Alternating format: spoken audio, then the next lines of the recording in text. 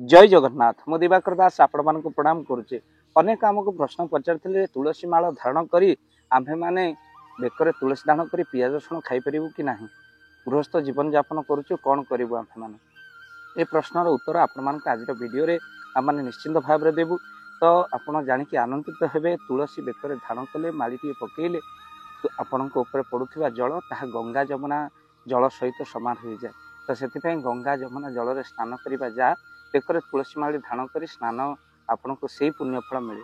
तुलसी बिना जिते भोग मते न हुए के युग जहाँ बेकर तुलसी मालाटी ना तार भोग को भगवान ग्रहण करते ना। जो मैंने आमिष खाऊँ तो बिल्कुल भी तुलसी माला धारण करने कथा नु, किंतु से पूजा ठाकुर ग्रहण करती ना आमिष जो मैंने खाऊँ। तो से जीव हत्या करके भोजन करूँ ना। आदि आप जीव हत्या कर भोजन कर पाप आउ संसार भितर ना, तो चेष्टा करते आस्ते आस्ते छाड़ापी आउ तुलसी माला धारण करने। आई तुलसी माला धारण कर जो मैंने आमिष रंधन करने कथा नुहे भक्त बंधु, कहीं तुलसी माला को आप बाहर करदे जो दिन आमिष आप रांधुंट कहीं ये पवित्र जिन धारण कर ये कम करवा ठीक नुहे।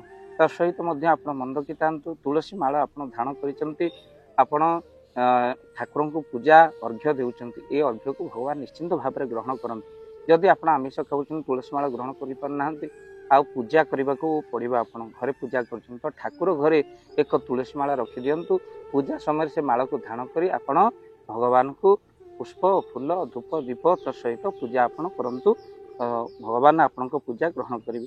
तेणु अनेक आउ प्रश्न पचारि जे आम जेहेतु तुलसी माला धारण कर स्वामी स्त्री आम संबंध रखिपार कि ना, सहवास स्वामी स्त्री भितर तुलसी माला धारण करवा ठीक ना ना। यह आम मैंने कहबू ये विवाह पूर्व आपड़ पाणी ग्रहण संस्कार कराए। तेणु धर्मपूर्वक सहवास तुलसी माला धारण करने गृहस्थ एत कठोर नियम ना। आप जानते गृहस्थ मान एत कठोर नियम ना। तेणु आप मन रखी था। तेणु सहवास करें जेहेतु पाणी ग्रहण आप ग्रहण संस्कार एक होता है।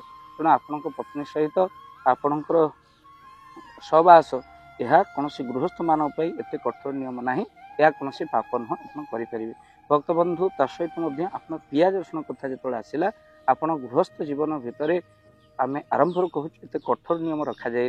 जदि आप पियाज रसुण खाऊँ पियाज रसुण को जीव हत्या भली पाप बोली विचार करें। गुरुजी प्रेमानंद जी महाराज यहाँ अनेक भिडियो कही। तेणु आपण पियाज रसुण को अनेक जगह औषधीय वृक्ष बोली विचार करा। तो भक्त बंधु तेणु गृहस्थ केते जिनस को कोहल करा। जदि भी आप पियाज रसुण खाऊँ आप तुलसी माला धारण करें। याद्वारा कौन पाप हुए ना। आस्ते आस्ते आप तुलसी माला धारण कले माने पियाज रसुण ठारू आपणकर आस्ते आस्ते के मन प्रति छाड़ी छाड़ी जीव। आपड़ किछि दिन पर चिंता करेंगे तुलसी धारण कर पियाज रसुण खाइबे ना। तो भक्त बंधु यह तुलसी मालार प्रभाव। तेणु आप गृहस्थ जीवन में जेहेतु अनेक कठोर नियम ना, तो से तुलसी माला धारण कर गृहस्थ जीवन में आपड़ पियाज रसुण खाईपर। भक्त बंधु गुरुवार पूर्णमी जन्माष्टमी अक्षय तृतीया एकादशी आपड़ यही दिन निश्चिंत भाव में तुलसी माला धारण कले यह अनेक पुण्यदायी होता है। आपड़ गंगा जल स्नान कर तुलसी धारण करेंगे। समुद्र महोदय स्नान कर तुलसी माला कौन तीर्थर स्नान कर तुलसी माला धारण करती बहुत पुण्य होता है। कौन साधु वैष्णव ठारू पूजा अर्चना कर तुलसी धारण करती आपन आहरी पुण्य होता है। तेणु आमिष रोषे घरे कला बेले तुलसी माला खोली दिंतु। आ सहित छोट ठारू बुढ़ा पर्यंत तुलसी माला धारण करें।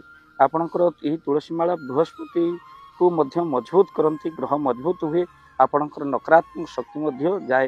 ता सहित थाइरॉइड तुलसी धारण कलापर आस्ते आस्ते कमी कमी जाए। आ भक्त बंधु मृत्यु बेले जदि तुलसी माला आप धारण कर वैकुंठ प्राप्ति हो। आ मन रखी था जदि अनेक जगार अच्छी परंपरा जे संपूर्ण रूपे उल्लग्न कर देहरे कौन सूताटी रखती ना जो शवदाह करते। भूल आपड़ी कहीं तुलसी माला धारण कर मृत्युवरण कर जुईरे पोड़ा पर्यंत पोड़ी सारा पर्यंत केबे बेकर तुलसी माला छिड़ेबे। तुलसी माला सहित शरीर को जालिले भक्त बंधु से वैकुंठ प्राप्ति होता। जमदूत मैंने केबे नहीं पारती, विष्णुदूत आसीन। तेणु बेकर के जुईरे लदिला बेले शव देहर तुलसी माला जदि पकई केबे काढ़ंतु नहीं। ता सहित मासिक धर्म समय तुलसी माला आप जप करें किंतु माला आपण बेकर रही कौन असुविधा ना बेकर जदि आप चेन रखुंट चोर मान दृष्टि आ बेकर जब तुलसी माला धारण कर प्रभुंर दृष्टि तेणु निश्चिंत भाव में आप तुलसी माला धारण करूँ आउ तुलसी भगवान अतिशय प्रिय होता हेतु ये तुलसी बेकर धारण कले आपण भगवान विष्णु कृपा होता है जगन्नाथ आशीर्वाद आपण रही है। वीडियो को निहाती भाव में शेयर करेंगे चैनल जदि ना चैनल को सब्सक्राइब कर दिंतु। जय जगन्नाथ जय पंच जय जगन्नाथ। धन अर्जन धर्म करी धर्मे प्राप्त नरहरि आपण उपार्जित धन को जदि धर्म कार्य लगेगा चाहूँगी किसी असहाय असुस्थ व्यक्ति पाखे आम प्रतिदिन पहुँचू आउ किसी सहयोग करूँ जदि आपणकर से गुंडुची मूषा भली दान से कार्य लगे चाहूँगी स्क्रीन रे चली ए नंबर रे एबे कॉल करंतु आमे दबु आपन को फोन पे नंबर आपनकर जेतिकी समर्थ रहिछि बा सामर्थ्य अनुसार आपण प्रदान करिवे आपनकर अर्थ राशि एबे आपण जानि के आनंदित हेबे। गोटी एम्बुलेंस किना जाइछि केवल रोगी सेवा पई जदि आपनकर किछि अर्थ से एम्बुलेंस पई आपण सहयोग करिबा पई चाहंती तो एबे कॉल करंतु एही नंबर रे आपन को अशेष धन्यवाद। जय जगन्नाथ।